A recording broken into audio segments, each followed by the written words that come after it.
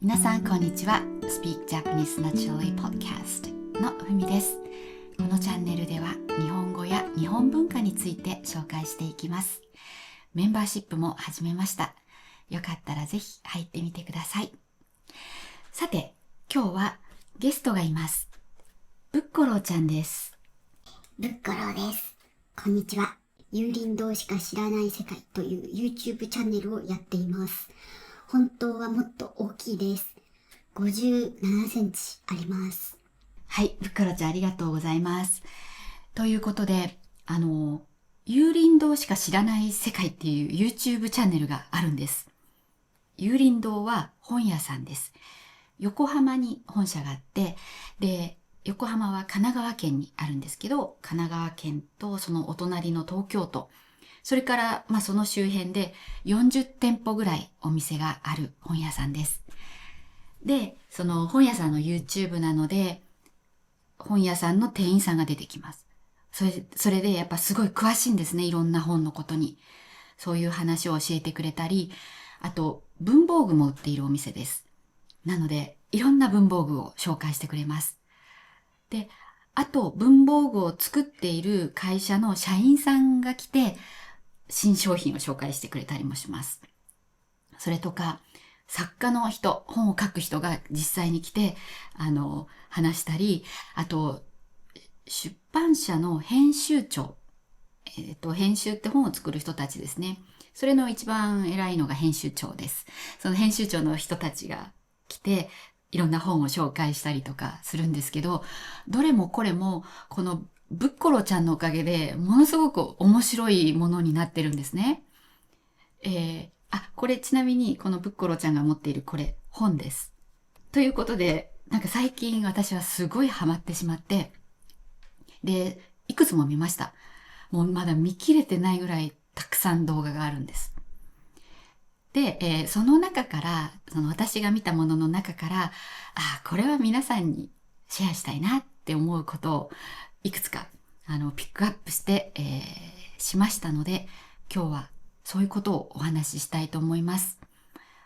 本そのものの紹介っていうのも一つだけあるんですけど、それ以外はすべて、もっと大きなこと、例えば、日本の本にはこういう種類があるんだとか、紙の本ってそうやって楽しむんだとか、そんな文房具があるのみたいなものを紹介しますので、ぜひ楽しんで最後まで見てください。ではまず、一つ目の話題は、日本の本の種類ですね。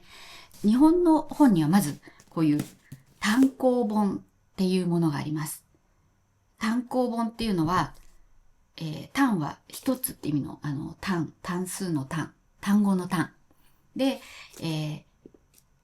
単行本。行は行くっていう字なんですけど、本を刊行するって言います。だから一つで出版される本っていう意味ですね。で、単行本はだいたいこういう厚い表紙がちゃんとあって、このカバーもついてます。で、大きさはこれから見せる本に比べて大きいです。で、次にあるのがこの新書ですね。新書は、新しい書って書きます。新しいに書くっていう字ですね。で、新書は、新しく出た本っていう意味ではないらしいです。新書は専門的な内容を、もっと入門的に書いたものが多いです。なので大学の先生とかが書いてたりするんですけど、こう中見るとですね、例えばこれ縦書きなんですね。専門書とかってこう横書きだったりします。あと教科書も横書きです。でもこの新書は縦書きで読み物みたいになってます。読み物っていうのは楽しく気軽に読めるものを読み物って言います。それでも新書は難しいのもあるんですけど、そういうもっと難しいものに気軽に触れられるみたいなものが多いです。そしてもう一種類あるのが、この、文庫。文庫って呼ばれるものですね。で、文庫には、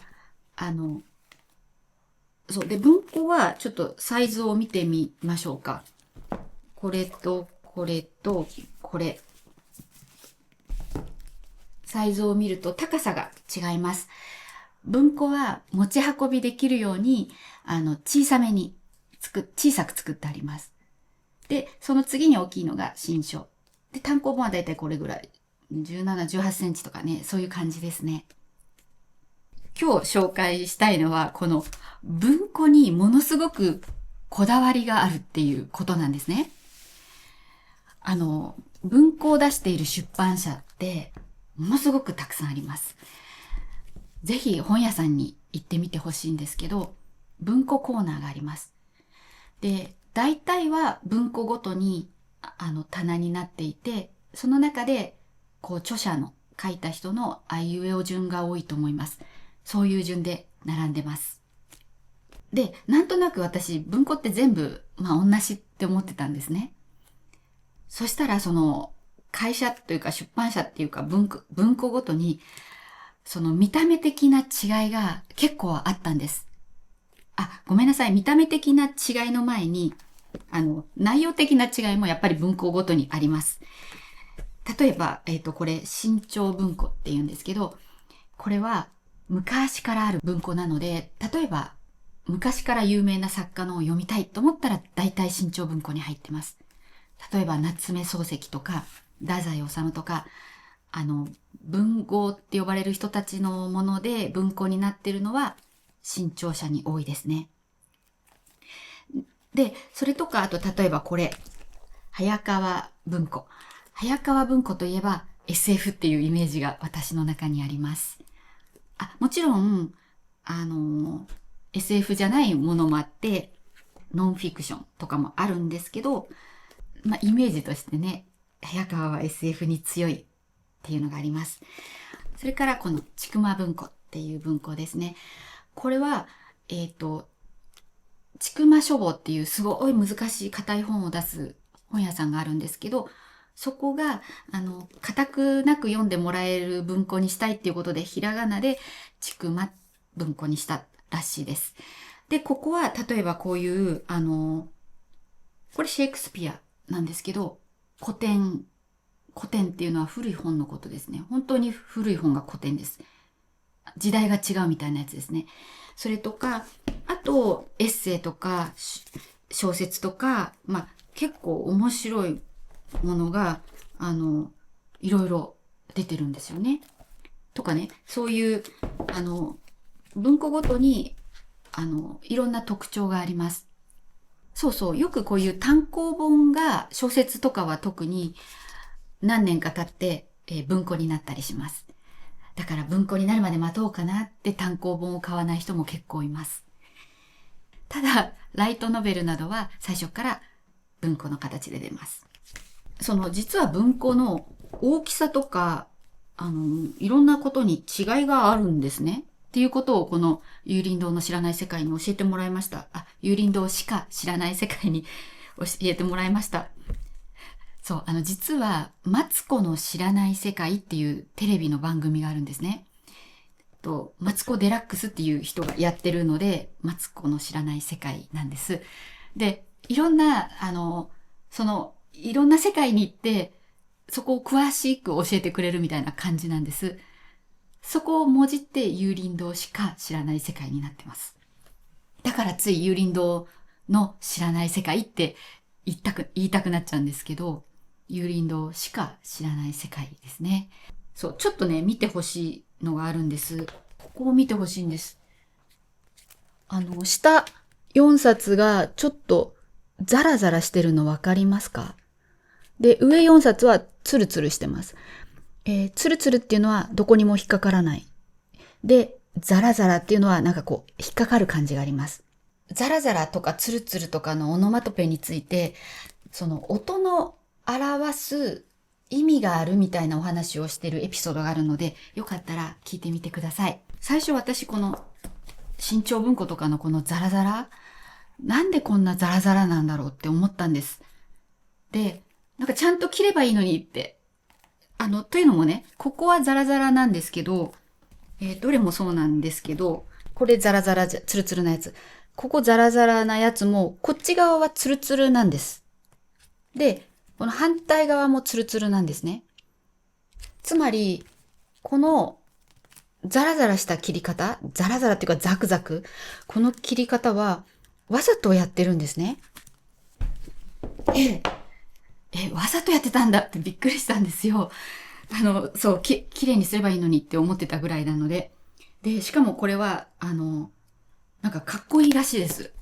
これが素敵だからわざとやってるんだそうです。で、そう言われたら、確かに素敵なのかもしれないって思うようになりました。なんかね、ちょっとぐらいこう引っかかる方がいいな、みたいな。猫の舌ってザラザラしてるじゃないですか。あれで舐められると、こう、気持ちがいいですよね。ああいう感じですね。こっちが猫の舌。ツルツルなのが犬の舌って感じですね。で、そういう違いがまずあります。あと、この紐ってどこまで読んだかなって便利じゃないですか。便利なんですよ。でもこれがついてるのは、実はこの新潮文庫だけなんだそうです。言われてみれば、他の早川とかにはついてないし、ちくま文庫にもついてない。それとか、この前読んだ国宝、これにもついてないですね。国宝についても話してるので、よかったらぜひ見てみてください。でね、単行本にはだいたいついてます。そういう違いがあって、あともう一つ大事なのがこのね、高さの違いなんですよ。高さが違うんです。ちょっと今4種類しかないですけど、本当はもっとね、もう死ぬほど文庫いっぱいあります。で、こうした一緒なんですけど、一番背が高いのはこれ。早川文庫は全部背が高いです。棚ギリギリに入る大きさだそうです。で、新潮文庫がその次。で、ちくま文庫とか、これ実は朝日文庫なんですけど、はちょっと小さい。で、こういう背の高さの違いがあるんですね。この有林堂しか知らない世界で面白かったのが、それをその社員さんが、有林堂の社員さんが、これを見ないで、目隠しをして、目を隠してですね、触ってるだけで、これが何かを当てたんですよ。だから例えば、まず背の高いのは、早川でとか。で、あと、このザラザラしてるのは、まずそうだな。まずザラザラから言ってました。まずザラザラしてるのは、どこの出版社でって言って、その中で背が高いのが早川で、その中で背が低い方が2つあって、紐がついてる方が新潮社、みたいな感じで、手で触るだけで当てていくんですよ。で、あと、最後は、もうこの表紙を触って、これはツルツルだから、どこみたいな。実は表紙の質感もちょっと違うんですよね。例えば、これとか、こっちとかこっちとかめっちゃピカピカしてて、こう、キュッキュッって。これキュッキュッって音です。キュッキュッって音がするほどなんですよ。でも例えば、この新潮社とかって、キュッキュッって音はしないタイプ。で、ここまでツルツルじゃないの分かります？ちょっとツルツル具合が違う。こっちはツルツル。で、そういう表紙を触って当ててたんですよ。感動しました。私そんな違いがあるって考えてなかったんですよね。で、確かに大きさがちょっと違うなぐらいは思ってたんですけど、そんな違いがあったんだ。文庫って面白いっていうふうに思いました。じゃあ、まずそういうことで文庫については、ここまでですね。あと面白かったのは、又吉直樹さんっていう、作家の方が出ている動画です。本当は芸人なんですね。で、芸人で有名になってたんですけど、芥川賞っていう賞を取ってとっても話題になりました。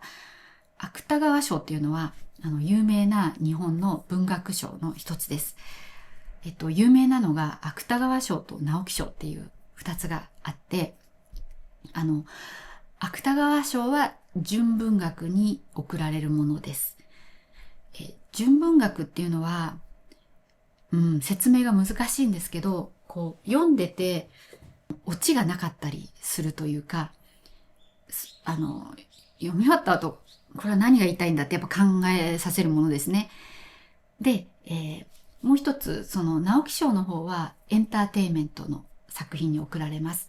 なので、こう、ワクワクして読むようなもの。まさに読み物が直木賞ですね。で、その、又吉さんは芥川賞を取ったんですね。で、彼は、いや、本当に本を愛する芸人さんでした。で、20代の頃は1日1回は本屋さんに行ってたそうなんですね。で、もうそんだけ行くと本屋の棚のどこに何があるかとか、あれはないとか、あれはあるとか全部把握してたそうです。で、あと本屋に行くと本が光って見えるんだそうです。これを買ってっていう、つまり自分が読みたい本が光って見えるんだそうです。いいですよね。で、彼の面白かった動画では、彼がね、すっごい楽しみにしている作家さんの本が出たらどう読むかっていう話をしてたんです。で、まずね、万全の体調で挑まなければならないから、まあよく寝るところからスタートするんですけど、その日どうやって過ごすかなっていうのを考えるんだそうです。で、まず、本屋さんに行って本を買って、そしたら行く本屋はあそこって決まってるんだと思います。決まってるっていうか自分の中で。で、あそこで買ったら、そこの近くにあの喫茶店があると。で、まずその喫茶店で50ページ読む。で、そうするとお昼の時間になるから、カレー食べて、で、もう一回コーヒーを注文して、また続きを読むと。で、その後一回家に帰って、で、また最後100ページとか、それを読みに別の喫茶店に行く。で、最後の100ページとかは、もう、なんていうか、途中でやめたりしないで、全部一気に読みたいから、ちゃんと2時間とか時間が取れる時に行く。みたいなことを言っていました。すっごい細かいんですね。だから、本が面白いかどうかじゃなくて、自分がその本を面白く読んでやるっていう気持ちで読むんだそうです。いや、素晴らしい人だなって思いました。すっかりファンになっちゃいました。そう。それで、その人が、その本の読み方なんですけど、例えばこれはね、児童書なんですけど、例えば、それを買った時にまず、こう、よく見るんですって。なるほど、こういうイラストなんだなって。で、この帯はね、これ帯って言います。本の帯。皆さん着物の帯ご存知ですか？着物を着るときにつける、ここにつける、太い布ですね。で、帯みたいな感じで、これは本の帯と言います。で、本の帯は、汚れるとか折れたりするから外して置いておくと。で、こう、よく見て、カバーを外して、そうするとこっちは星なんだなって。例えばこの本だったらですよ。この星はどういうことなのかなって。で、あと、この色も見るんですって。これ鮮やかっていうか随分綺麗な、なんだろう、これ若草色？なんかこう、希望が持てそうな、若い、感じの色ですね。で、これをめくると、さっきの、これとはまた別のイラストが出てくる。この色を2色で使ったやつですね。どういうことなのかなって。多分、この子が主人公っぽいから、この子が主人公なのかなとか、考えたりしながら多分見るんだと思います。そして、いよいよ始まるわけです。で、1行目を読んだら、例えば、じゃあそれがこういう意味なのかなとか、またちょっとこう見たりして、とにかく、全体を楽しむんだそうです。なんか面白いなと思いました。で、そういう目で見ると、じゃあ、これはね、こんな鮮やかな色じゃないですか。でも、これ前買った本、このまた分厚い本ですね。これは、例えばこう、ペラッと開くと、なんか帯と似たような色で始まって、ここの色、表紙というか、この表紙は、これと同じ？ほぼ同じ？じゃあ、お金をかけなかったのかなとか、いろいろ想像できますね。そう。っていう感じで、なるわけです。そう、なんかそういう目で見出すとまた面白いですよね。で、私やっぱり、紙の本の方が好きなんですね。ただ、電子書籍も買います。場所を取らないから。こう、パーって読むだけでいいような、一回読めばいいやみたいなものは、電子書籍で、ただじっくり読みたいなっていうものは、紙が好きです。でもその動画を見てより、紙っていいなって思いました。皆さんは紙がいいですかね？それとも電子書籍ですかね？よくある議論ですけれども、またぜひ考えてみてください。ぜひコメントで教えてください。では、ここからは、有林堂しか知らない世界を見たので、買ったものをちょっと紹介したいと思います。まずはこのブッコローちゃんのぬいぐるみです。これ、めっちゃ可愛いですよね。で、このキャラクターが、その動画でいつも出てきて、毎回そのゲストというか、人間の方が変わります。そう、それでね、あとこのブッコローちゃんがとっても素直なんですね。素直っていうのは、人の言うことを聞くとかもそうですし、思ったことをすぐ言っちゃうっていうのも、素直のうちに入ります。入るかな。で、例えば、有林堂っていう企業、会社の YouTube だと、普通だったら、当たり障りのないコメントを言うんですよ。普通は。企業とか会社の YouTube って、どっかからか文句が来たり、炎上しちゃったら困るじゃないですか。炎上っていうのは、炎が上がるって書くんですけど、ものすごく燃えるってことです。つまり、なんてこと言うんだみたいな感じでみんながわーって怒るのが炎上するです。だから企業の YouTube が炎上しちゃったらまずいじゃないですか。だから基本的に企業とかのやってる YouTube っておとなしくって、あんまりはっきり物言わないものが多いと思うんですね。だから多分つまらない。でもこのブッコロちゃんは思ったことをパッて言うんですよ。だから、そんなこと言っていいのっていう感じですごい面白いです。ただ、ブッコロちゃんは人を傷つけるようなことは絶対言わないので、もうね、そこも素晴らしいポイントだと思います。で、実際、このブッコロちゃんの喋りをやってる人は40代の男性らしくって、で、この可愛い見た目に合わずっていうか、これに合ってるのかな、ぴったり。すごいね、そのキャラが面白いです。それからね、これ。実はこのボールペンを買ったんですよ。これを買うついでに、せっかくだから。これはですね、ミュートンっていう名前なんですね。ミュートンっていうボールペンなんですけど、ミュートってつまり、音がしないってことですか？音がしないってことですよね。で、このカチカチの音が小さいんです。ちょっと聞いてみてください。ここにマイクがあるんで、マイクの前でやりますよ。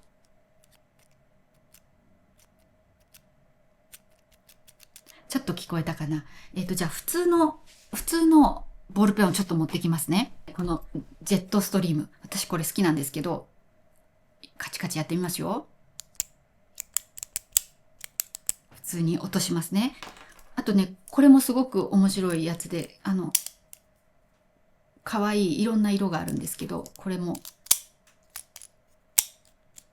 は特に上がるときに、出すときより上がるときにガチャンと音しますね。カチャンって。で、あと、このフリクションペン。これもね、気に入ってるんですけど、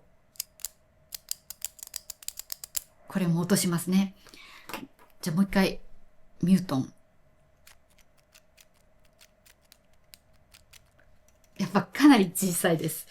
で、じゃあこれはどういう時に使うのっていう話なんですけど、なんか会議中とかですね、静かにしてなきゃいけない時あるじゃないですか。でもそういう時にやっぱり暇だとついカチャカチャやりませんか？私結構やっちゃう方なんですよ。で、そういう時にこういう静かにカチャカチャできれば手は動かしていられるけども周りの人に迷惑じゃない。というのに、いいボールペンだそうです。で、これもね、なんかこの色合いがいろいろ、こういうくすんでる色って言うんですけど、くすんでない色っていうのははっきりした色ですね。例えば、この耳とか、これはっきりした色ですね。このオレンジもはっきりした色ですね。で、これはなんか灰色が入ったような、黒が入ったような色じゃないですか。こういうのをくすんだ色って言います。で、例えばくすんだピンク。あ、私のこの服もちょっとくすんだピンクですね。で、こういうちょっとくすんだ系人気なんですよ。文具で。で、このくすんだ系の色なんですよ。ちょっとね、素敵なんですよ。あとね、ちょっとどうでもいいものを買っちゃったのが、これですね。これはノートですね。これ、ブッコニカ学習帳って書いてあるんですけど、日本で小学校に行ってた人は大体、ジャポニカ学習帳っていう、こういうノートをみんな使ってたんですよ。多分使ってるのかな、今も使ったことがあると思うんですね、今の子たちも。今はよく100円ショップとかでノートも買っちゃうので、このジャポニカのじゃなくな、ジャポニカを使わないことの方が多いとは思うんですけど、学校で配られたりするノートは、やっぱりジャポニカ学習帳が多いんですね。で、そのジャポニカ学習帳をもじってブッコニカ学習帳ってなってます。もじるっていうのは文字遊びをするっていうことです。で、あとこのユーセカ帳は、有林堂しか知らない世界のユーセカに学習帳の帳でユーセカ帳。これももじってますね。で、そう、いつもね、こうやって何年何組名前っていうのが書いてあるんですよ。ジャポニカ学習帳には。で、ここ全部ね、ひらがなとかで書いたりするんですよ。懐かしい。ちょっとね、まだ開けてもいなかったんですけど、ちょっと開けてみましょうか。はい。あ、これ後ろ姿も可愛いですね。じゃあどんなのかと言いますと、これですね。これは5ミリ方眼のタイプですね。このジャポニカ学習帳もいろんなタイプがあって、例えば自由帳っていう名前のやつは真っ白です、中が。で、あと国語とかだと、もっと大きいマスとかで、特に小学生のなんかすごく大きいマスで、ひらがなが書けるようになってます。あと算数とか、まあ、いろんな教科があります。これはね、私の、なんか日記じゃなくてなんかジャーナリングとかしちゃおうかな、この可愛いノートで。で、あと、これですよ。なんと、塗り絵がありました。そういえばジャポニカ学習帳って1枚目こういう塗り絵がありました。塗り絵はね、やらなかったけど、私はね。なんか細かいですね。そう。でね、これです。ジャポニカ学習帳って、表紙に、例えば南米で、アマゾンにある花とかね、そういうのが載ってるんですよ。で、それの説明をここでしてるんです。まさに同じ作りになってた。みんな知ってる ?RB ブッコローの生態っていうことで、こんな感じで、ブッコローちゃんについて書いてありますね。そう。で、ブッコローちゃんはミミズクです。面白いものを買いました。はい。あとね、そうだ。有林堂しか知らない世界のせいで買った本がこれです。これ業界地図なんです。これ日本で就職活動をする人、就活生って言います。就活をする人とかがよく買う本なんですね。で、こういう業界がわかるんです。じゃあ、業界って何って思った人のために、この本の一番最初に、キーワードで、業界とは何かっていうのが説明してあります。はい、読みますよ。業界とは、同じような仕事をしている会社の集まりで、建設業界、自動車業界などに分けられます。で、それより大きい分け方として、製造業など仕事の種類で分けたものが業種。さらに仕事や経済活動でまとめたものが産業です。だから、例えば、就職活動を始めたばっかりって、確かに、こういう言葉ってどういう意味かなって思うと思うんですね。それをちゃんとこうやって書いてくれてあるっていうのは、とてもいいですね。非常にわかりやすい。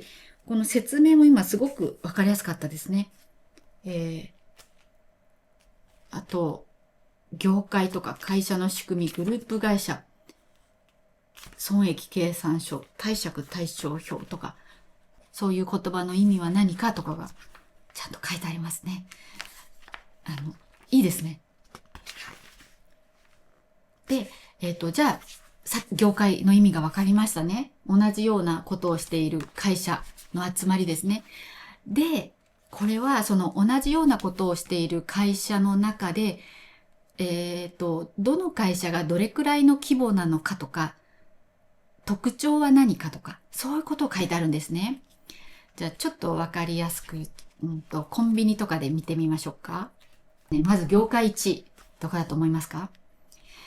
セブンイレブンです。セブンイレブンジャパン。これのチェーン全店の売上高、いくらだと思いますか？なんと、5兆3697億円です。で、じゃあそれが1位だとしたら2位はどこか？ 2 位はファミリーマートです。2位のチェーン全店売上高は3兆2438億円。つまり、1位と2位の差が2兆円もあるっていうことですね。3位はローソンです。でローソンはチェーン全店の売上高が2兆8918億円。私の感覚では、ローソンってもっと小さいかと思ってました。すごい、でもローソン銀行とかいろいろあるんですね。で、ミニストップとかになると、もうちょっと全然規模が小さくなって、ミニストップって4位なんですけど、2849億円になりますね。そう。で、そういう規模とかもわかるし、例えばその、セブンイレブンジャパンっていうのは、セブンアイ・ホールディングスっていうのが、あって、その中の一つっていう形になってますよって。あと、三井物産がお金ちょっと1%か、1%出してますよとか、そういうのがわかりますね。自動車とかは、じゃあ1位はどこでしょうか？多分わかると思うんですけど、トヨタですね。トヨタ自動車の国内売上高はいくらでしょうか？10兆7191億円です。で、2位がスズキだそうです。なんと、2位はスズキでしたか。スズキは2兆9044億円。つまり、その、トヨタとスズキの間は結構差がありますね。で、3位はホンダなんですけど、ホンダは2兆8456億円なので、ほぼ同じですね。ちなみに、輸入外国車。日本にある外車ですね、外車。1位はどこだと思いますか？ 1 位はですね、ベンツです。5.2 万台売ったそうですよ。確かにベンツはやっぱりよく見ますね。で、次は、2位は BMW です。で、BMW は 3.6 万台売ったそうですね。3位はフォルクスワーゲン、4位がアウディ、5位はミニ。なるほどね。皆さんはどんな車に乗りたいですか？私はいつかベンツかな、なんてね、思ったりしてます。そう、あとね、この横っちょに何気にこの年収？会社の年収と平均年齢が何歳かっていうのも書いてあったんです。それで、ごめんね。はい、ごめんね。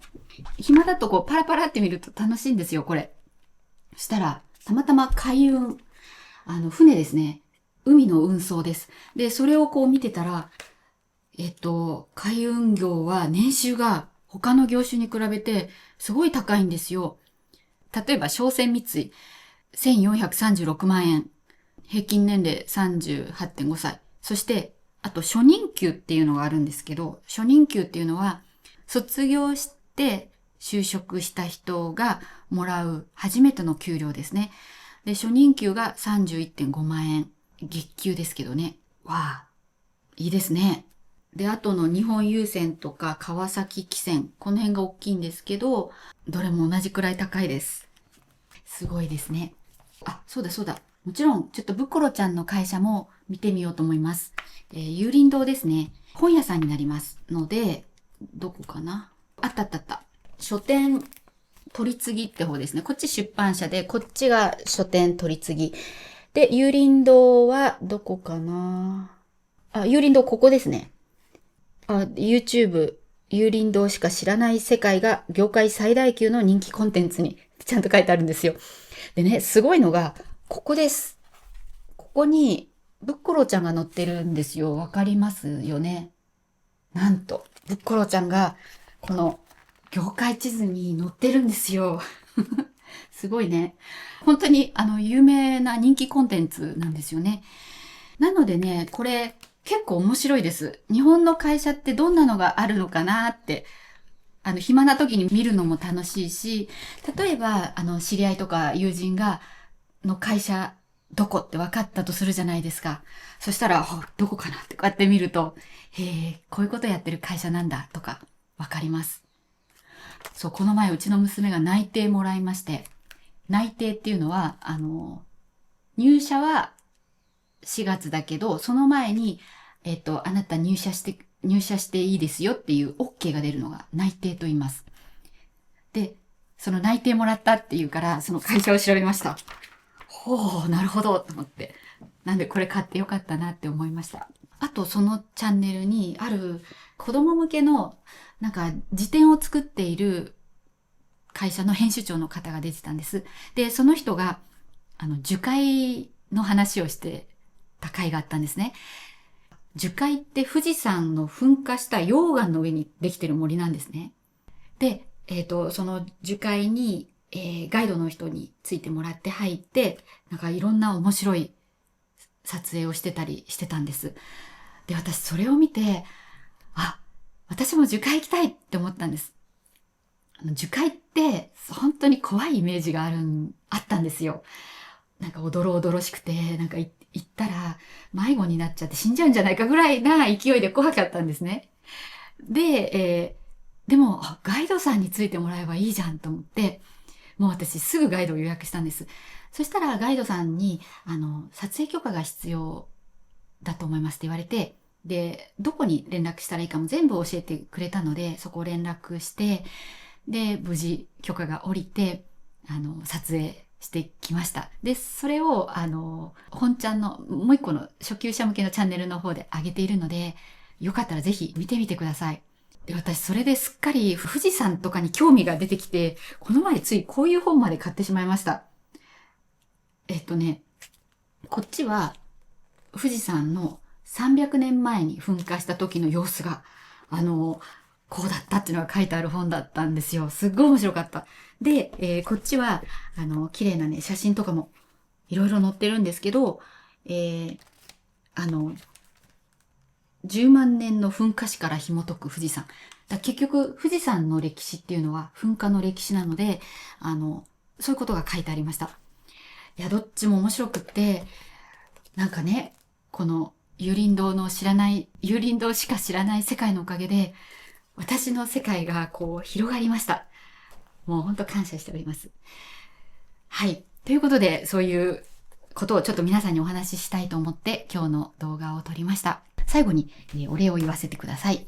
エドモさん、デブさん、アルビレオさん、デルタさん、デードさん、キム・ヨンマンさん、ジョ・モギョンさん、ベンジャミンさん、コウさん、そしてニナさん、メンバーシップに入ってくださってありがとうございます。とっても励みになります。実はメンバーシップでこの300年前の噴火の様子についてちょっと話してるのとかもありますので、もし興味があったらぜひ皆さんも入ってみてください。今日も最後まで見てくれてありがとうございました。皆さんいい1週間をお過ごしください。また次の動画でお会いしましょう。